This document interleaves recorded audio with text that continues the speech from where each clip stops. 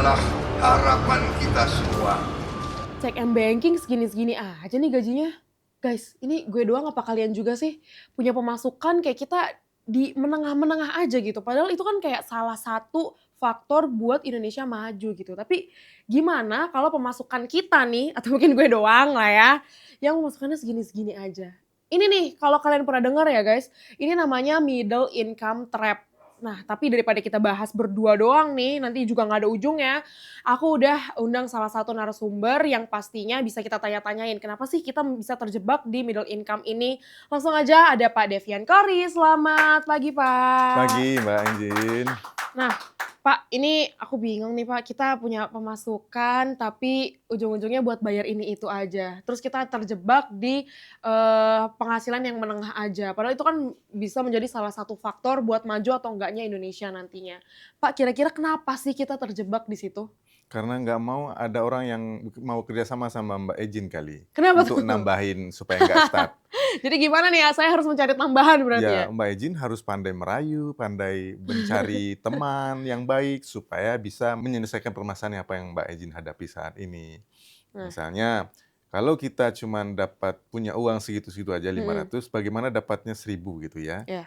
Ya, tentu kita harus cari cara bagaimana orang mau bekerja sama dengan kita yang punya banyak uang, ngasih ke kita. Sehingga apa yang kita kerjakan saat ini bisa bernilai tambah. Oke. Sehingga meningkatkan pendapatan kita. Itu salah satunya.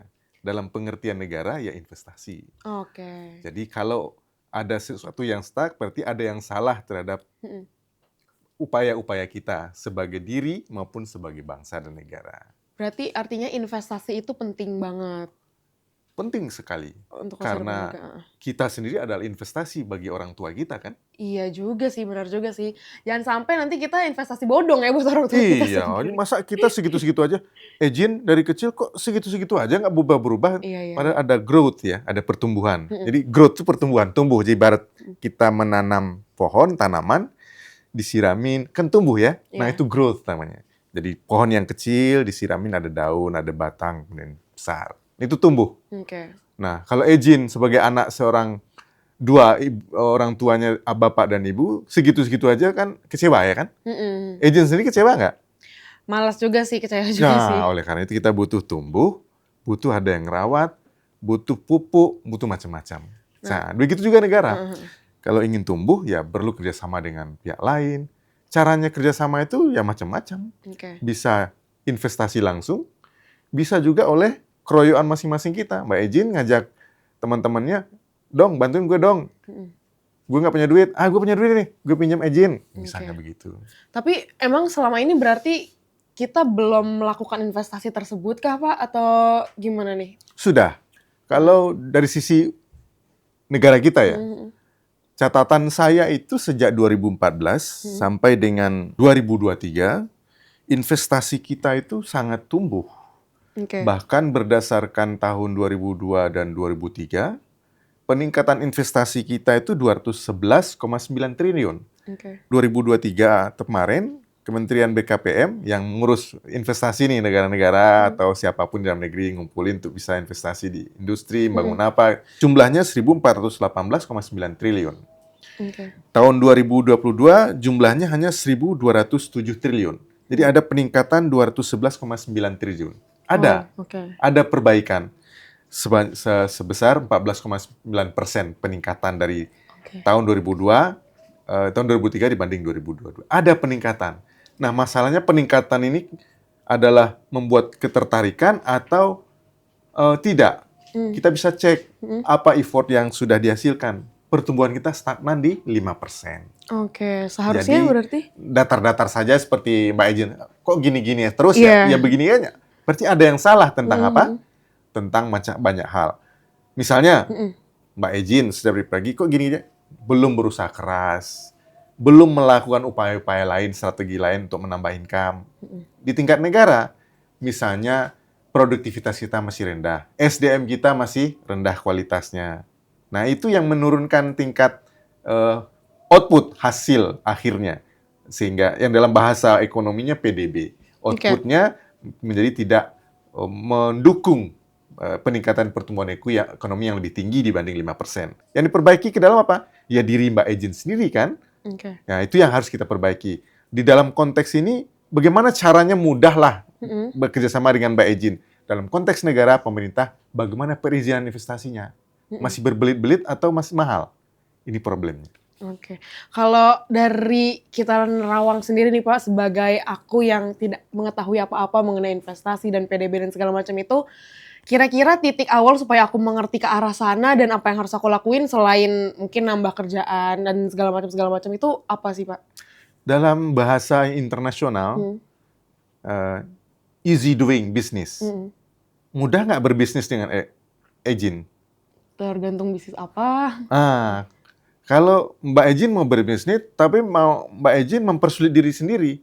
Misalnya saya mau invest, saya punya dana invest, tapi Mbak Ejin ngasih syarat banyak sekali, ya saya mundur dong ya.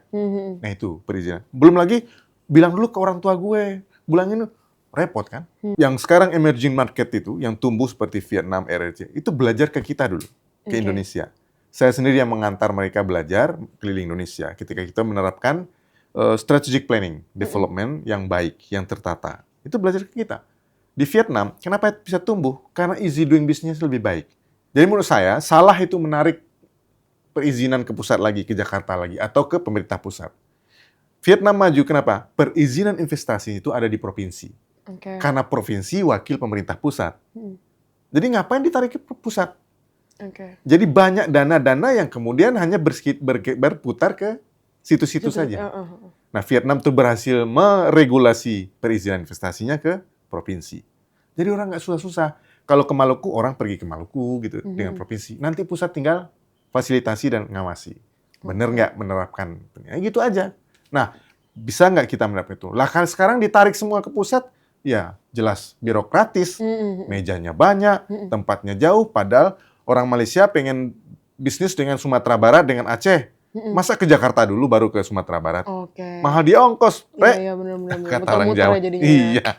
Nah, Pak, ini ngomongin tadi untuk lolos dari si middle income trap ini gimana sih? Apakah nanti harus ada pertumbuhan ekonomi lagi? Tadi kan kita nge-stuck di 5%, atau kira-kira sampai berapa persenkah ekonomi kita harus mengalami pertumbuhan sehingga kita bisa lolos dari situ? Tadi kita udah bahas dari dua sisi itu. Dari sisi dalam, kita perbaiki produktivitas dengan meningkatkan kualitas sumber daya manusia. Meningkatkan kualitas Mbak Ejin sendiri. Kedisiplinan, ke macam-macam gitu. Kepastian. Gue mau investasi nih sama Ejin. Bisa nggak 3 bulan lagi? Ntar dulu deh. Kayak gitu harus dikurangin. Kepastian bagi dunia bisnis itu penting. Bagi investor juga penting. Untuk orang luar, bagaimana birokrasi bisa lebih efisien, efektif. Sehingga proses perizinan itu lebih mudah. Nah ini dua syarat itu yang banyak dipandang oleh pihak luar sebagai yang menghambat kita untuk menarik investasi lebih besar dan meningkatkan pertumbuhan ekonomi kita lebih dari 5%. Nah itu yang terjadi di era Orde Baru, almarhum Presiden Soeharto. Jadi easy doing bisnisnya perizinan, dan sebenarnya dari sisi konsep sudah benar nih kan pemerintahan ini sejak 2014 udah evaluasi infrastruktur ternyata stagnan. Kalau hasil infrastruktur itu baik sejak 2014, pertumbuhannya udah bagus. Berarti apa? Ternyata infrastruktur pembangunan fisik itu tidak berkaitan dengan pertumbuhan. Misalnya tadi Mbak Ejin bikin rumah. Rumahnya dari utang. Tapi Mbak Ejin belum bekerja. Sementara tagihan utang udah datang. Begitulah kira-kiranya. Kalau kita bangun infrastruktur dari utang, megah, tapi kita nggak bisa bayar utang karena kita nggak produktif. Kita belum hasilkan apa-apa, apalagi nganggur. Ya kan? Nah itu. Jadi ini harus dibereskan. Prioritas pembangunan. Mana yang Mbak Ejin keempatkan lebih awal dulu. Jadi 2019 sudah dirubah nih sama Presiden Joko Widodo. SDM. Tapi faktanya juga nggak membangun SDM, malah hancur-hancuran SDM kita. Di tingkat sekolah dasar menengah, banyak bulian, banyak bahasa kasar. Ini kan SDM yang nggak berkualitas. Mana mau orang bicara investasi untuk keamanan kepastian kalau dapat kualitas SDM seperti ini. Masuk akal. Tapi berarti kalau kayak gitu, kita akarnya berarti kalau udah terlanjur nih Pak, kita udah kebangun infrastruktur pakai utang misalnya. Tapi itu udah terlanjur, gimana caranya supaya nanti itu tetap menjadi investasi dan nggak bodong gitu?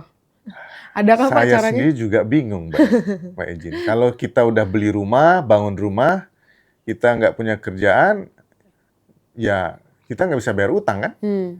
Artinya apa? Lapangan kerja harus disediakan dulu. Oke. Berarti kemudahan investasi untuk masyarakat kita yang nganggur dan miskin bekerja dibuka selebar-lebarnya, dimudahkan. Nah, seperti tadi, deregulasi perizinan birokrasi mutlak diperlukan. Apalagi bicara soal pangan dan energi. Itu kan hajat hidup orang banyak.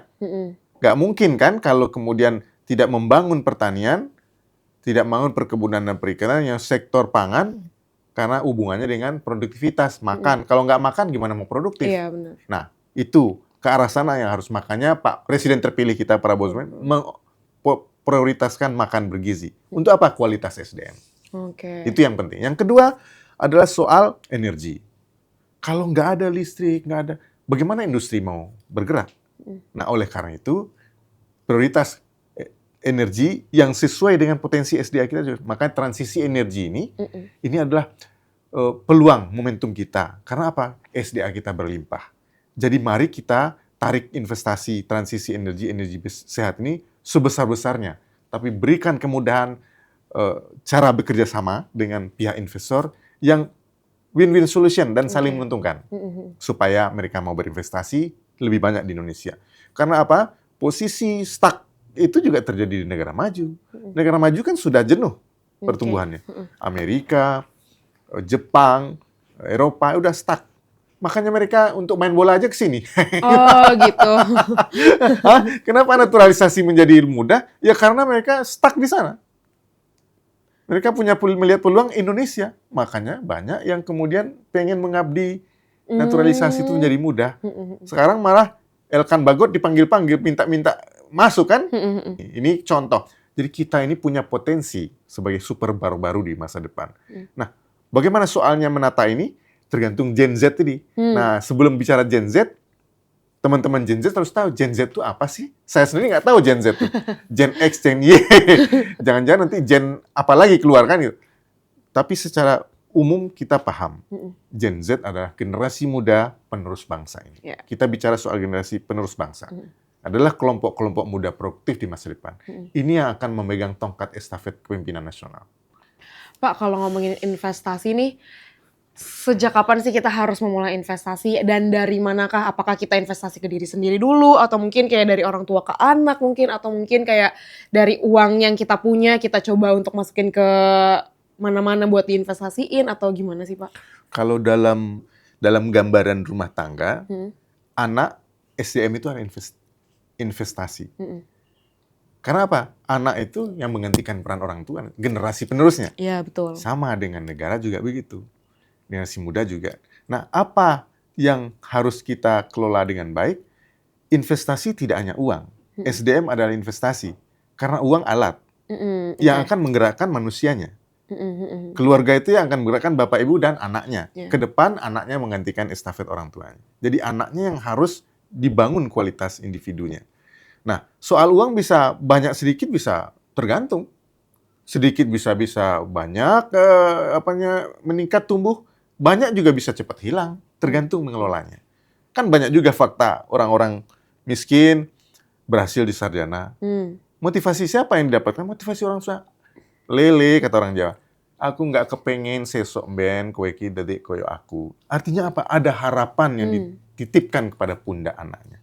Begitu juga tidak sedikit juga orang kaya yang hancur karena tidak bisa mendeliver atau memberikan tongkat estafet yang baik kepada orang tuanya. Banyak juga kan fakta yang nampak tiba-tiba orang tuanya ambruk. Jadi bagaimana caranya? Ya tergantung kita memahami apa yang kita butuhkan. Antara needs dengan wants harus beda. Needs itu bahasa orang bule kan. Kebutuhan. Kita ini butuh apa sekarang? Kalau keinginan pasti banyak. Wants. Nah itu harus bisa bedakan Gen Z itu. Butuh sama ingin. Benar nggak kita butuh misalnya berkuar-kuar di YouTube untuk mendapatkan penghasilan sementara tidak punya keinginan meningkatkan kualitas diri. Misalnya ya, kita bicara lagi YouTubers banyak sekali. Cari uang di sana. Tapi tidak ada yang memberikan kualitas pada diri kita. Hanya bicara flexing misalnya. Benar nggak itu bermanfaat bagi kita? Nah, flexing mencari duit, dapat. Tapi apakah kita bisa mandiri ke depan? Apakah kemudian bermanfaat buat kita? Membicarakan orang lain di kanal YouTube? Atau membicarakan diri sendiri di kanal YouTube?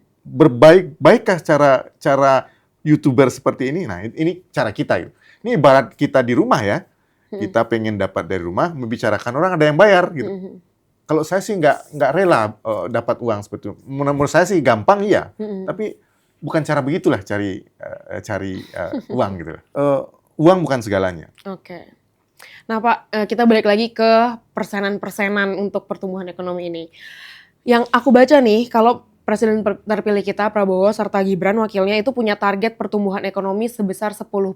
Apakah itu akan mungkin untuk dicapai atau kira-kira kalaupun mungkin, kapankah itu bakalan tercapai Pak dalam waktu berapa lama atau mungkin sesusah apa gitu? Baik, pertumbuhan ekonomi itu atau sama dengan tumbuhnya tanaman itu sangat tergantung dengan perawatannya. Ada air, ada pupuk, dan macam-macam. Begitu juga dengan investasi. Tadi kita bicara soal bagaimana cara menarik investasi supaya orang mau berinvestasi dan bagaimana investasi yang ditanamkan itu tumbuh. Tentu dirawat, dikelola, dibangun di mana di tempat yang pas kan gitu. Kalau di tempat yang tidak pas dia tidak akan tumbuh. Misalnya membangun infrastruktur jalan di tempat yang sepi, kita ingin menggerakkan ekonomi, kan percuma.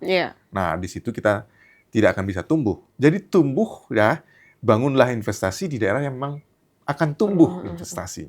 Itu terkait dengan natural resource-nya di mana, bangun pabriknya di sana. Itu lebih mudah dibandingkan misalnya sumber dayanya ada di timur, bangun pabriknya di selatan atau di barat. Itu kan mahal. Nah, itu tidak akan tumbuh. Nah, berdasarkan catatan BKPM, sebenarnya sejak 2014 sampai 2023 itu PDB kita, output kita berkontribusi yang menyumbang pertumbuhan ekonomi itu sudah cukup baik. Yang pada awal 2004, yang pada waktu awal Presiden Jokowi menjabat itu produk domestik bruto kita itu 10.542,7 triliun. Tahun 2023 sudah mencapai 20.892,4 triliun. Ada peningkatan sebesar 10.349,7 triliun. Cuman tidak bisa menggeret pertumbuhan lebih baik kan?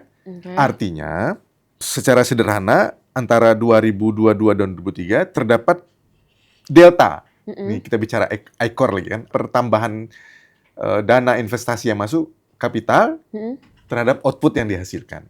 Nah, tambahannya kan 211,9 T tadi itu antara 2002 dan 2023. Tetapi ya tambahan ini tidak menghasilkan lebih banyak dibanding 211 ini. Nah, misalnya tambahannya ternyata lebih, tambahan outputnya di bawah dari 219. Jadi kan 219 dibagi 119, itu kan dapatnya 2 ya. 100 misalnya, 2 kan? Rasionya 2. Jadi peningkatan investasi 219 hanya menghasilkan output 100 triliun. Ini masih rendah. Kalau 211 tadi hasilnya kemudian menjadi 422, ini kan jadi berapa angka ininya? Setengah. Itu bagus. Nah, ICOR kita, tambahan investasi kita terhadap output itu rata-rata sekarang rasionya 6. Nah, yang tertinggi 4. Jadi ini masih tidak berpengaruh investasi itu terhadap pertumbuhan ekonomi. Nah, bagaimana membuatnya itu bertumbuh? Ya, genjot produktivitas. Genjot prioritas. Kalau misalnya tadi membangun infrastruktur, biayanya besar, tapi tidak menghasilkan nilai tambah. Leverage, daya ungkit terhadap pertumbuhan ekonomi. Seperti yang saya contohkan tadi. Membangun, misalnya tol di tempat yang sepi. Investasinya besar, tapi hasil dari atau output yang dihasilkan dari jalan itu kecil. Sehingga apa? Rasio tambahan investasi, tanam modal ke izin tadi, dibanding yang izin hasilkan, itu lebih rendah. Jadi kayak berbanding terbalik gitu lah ya. Iya, harusnya kan lebih besar. Tanam 100, harusnya dapat 200. Nah, itu baru berarti berhasil lah ya. Berhasil. Nih dari tadi Bapak yang ngomongin angka, saya yang haus nih dengarnya nih. Iya, kalau soal angka kadang-kadang bikin haus gitu. Nah Pak, tapi mungkin boleh Pak dijelasin ulang mengenai si ICOR ini sebenarnya tuh apa sih Pak, mungkin pakai bahasa yang lebih mudah supaya nanti Gen Z di rumah nih bisa mengerti sebenarnya I-Core itu apa dan sepenting apa mungkin kita buat mengerti itu. Nah, tadi kan kita bicara soal bandingan antara 2002 dan 2003, 2011. Ya. Sederhananya I-Core, apa bahasa Indonesia yang pas? Saya cukup susah. Tetapi I-Core itu adalah seperti rekor lah. Oke. Nah, rekor catatan. Kalau di bawah itu menjadi tekor gitu. Oke. Kenapa rekor? Misalnya Mbak Ejin sekarang mengelola bisnis nih, 100 dengan modal misalnya taruhlah 1 juta. Nah, ternyata dari 1 juta ini lama sekali baliknya 1 juta. Malah bergeraknya di bawah angka itu. Nah, ini yang tambahan investasi, tambahan modal Mbak Ejin tadi tidak berdaya guna. Oke. Nah, ketika mau ditambah 1 juta lagi, 2 juta, harusnya kan lebih besar output hasilnya. Nah, itu yang kita maksudkan dengan I-Core. Oke. Setiap tambahan investasi itu menambah Oke. produk hasilnya, outputnya.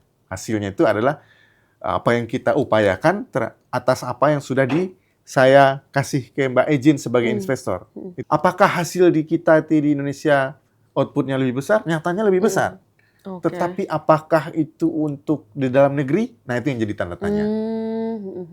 Apakah untuk dalam negeri kita atau dibawa lari keluar lagi? Nah, itu jadi pertanyaan. Makanya ketika bicara soal investasi, negosiasi antara investor itu harus benar-benar pada posisi yang duduk sama rendah, berdiri sama tinggi. Oke. Jadi berapa yang tentu mereka nggak mau rugi dong investor. Iya, Tapi kalau 60%, 70% dibawa lagi ya masa sumber daya alam kita nggak ada gunanya di bawah dihargai di bawah itu kan nggak juga. Jadi komunikasi, negosiasi dengan investor sama kemudahan investasi, perizinan itu juga penting. Kemudahan juga berteman dengan Ejin penting berbisnis. Kalau kemudian susah, lu harus bikin ini, orang nggak akan mau lari. Terus kepastiannya, kalau sama Ejin bisnis aman nggak duit gue? Nah, kayak begitu. Nah, itu dia teman-teman ya, arti dari I-Core. Walaupun emang agak panjang, coba aja kamu ulang reply mungkin 10 kali biar kamu bisa mengerti. Tapi ya intinya jangan sampai apa yang udah kita investasiin ternyata nggak balik ke kita. Even tadi modalnya aja, buat balik modal aja lama banget. Itu nanti yang ada tekor ya nanti ya. Karena kemarin emang sempat dibahas pada saat Gibran ini debat pada waktu Cawapres kemarin. Oke Pak, ini mungkin akan menjadi pertanyaan terakhir kali ya Pak ya. Mungkin nanti kita akan ada next episode. Mungkin kalau misalnya kita mau... kerennya last question. Iya, last question. Bahasa Inggris itu Pak. Oke, nah Pak, ini saat ini ada beberapa program nih yang disasar oleh Presiden terpilih kita Prabowo serta Wakilnya Gibran untuk meningkatkan investasi. Salah satunya pembangunan carbon capture dan storage atau CCS atau CCS. Sebenarnya ini apa sih dan mungkinkah ini terjadi? Singkat aja Pak, mungkin dan bahasanya mungkin yang bisa dimengerti Gen Z gitu. Saya sini yang bukan Gen Z aja nggak ngerti apa tuh carbon capture. Karbon adalah hasil dari pembuangan emisi yang kotor. Yeah. Capture adalah nangkap gitu. Ya, bisa. Nangkap yang kotor gitu kan. Jadi carbon capture policy atau carbon capture investment itu adalah bagian dari komitmen negara-negara maju untuk mengurangi energi yang tidak ramah lingkungan atau energi kotor. Oke. Nah, bagi negara-negara yang hijau itu akan diberikan kompensasi. Itu namanya carbon capture investasi. Jadi Indonesia adalah salah satu sasarannya. Karena apa? Kita masih banyak yang hijau-hijau. Makanya saya, mohon maaf ya, Pak Presiden Joko Widodo yang saya hormati, saya menolak IKN itu karena hijau-hijaunya banyak yang hilang di sana. Kalaupun kemudian dijadikan lahan nanti di sana nggak ada nggak ada emisi, itu bukan jaminan. Karena sebagian hijau yang sudah hilang untuk pembangunan itu justru merugikan kepentingan kita untuk merawat sumber daya alam yang berkontribusi untuk memelihara yang bersih-bersih. Itu penolakan saya itu. Sejak awal saya menolak IKN. Gitu ya. Jadi saya kira Presiden terpilih mendatang Pak Prabowo Subianto mungkin agak sama pandangan dengan saya. Ya walau-walam ya, tetapi tidak ada urgensinya kita pindah ibu kota. Salah satu kasus yang terkait dengan pindah ibu kota adalah tetangga kita, Myanmar. Itu pindah ke Naypyidaw jadi sarang hantu. Nggak ada yang pindah mau ke sana. Nah itu, jadi kita sudah kehilangan banyak uang, investasi yang bisa kita gunakan untuk sektor lain, kepakai di sana, banyak yang sia-sia. Ini yang pekerjaan apa kalau dalam dalam agama kami Islam itu pekerjaan sia-sia itu pekerjaan setan yang terkutuk. Aduh, ini sebenarnya seru banget nih buat ngebahas mengenai si CCS ini serta itu ya dan segala macam investasi-investasi lainnya. Namun sayangnya waktu kita udah habis nih Pak. Iya. Mungkin teman-teman boleh ya komen di bawah siapa tahu masih mau ada pertanyaan mengenai si CCS dan juga investasi-investasi. Nanti akan Unicom mungkin akan mengundang lagi Pak Kori ke sini kita untuk bahas yang lebih seru lagi. Tapi Pak terima kasih atas waktunya, terima kasih atas penjelasannya. My pleasure, Walaupun senang tadi hati. pasti Bapaknya haus ya Pak untuk ngebahas tadi mengenai investasi dan juga apalagi kita udah beda generasi ya Pak ya. Mungkin Iya. tadi Yang lebih susah ngomong sama generasi milenial ini, bahasanya agak susah gaul. diikuti. Bahasa gaulnya banyak nih Pak. Nah nanti kita akan membahas lagi mengenai investasi. Tapi itu teman-teman semoga kita berharap ekonomi Indonesia bisa bertumbuh sehingga kita bisa segera untuk menjadi negara maju dan bahkan nanti di kepemimpinan Pak Prabowo Indonesia akan semakin maju gitu. Oke teman-teman, see you di next episode. Kita akan membahas yang pastinya seru-seru lainnya. Bye. Terima kasih Pak Kori. Terima kasih.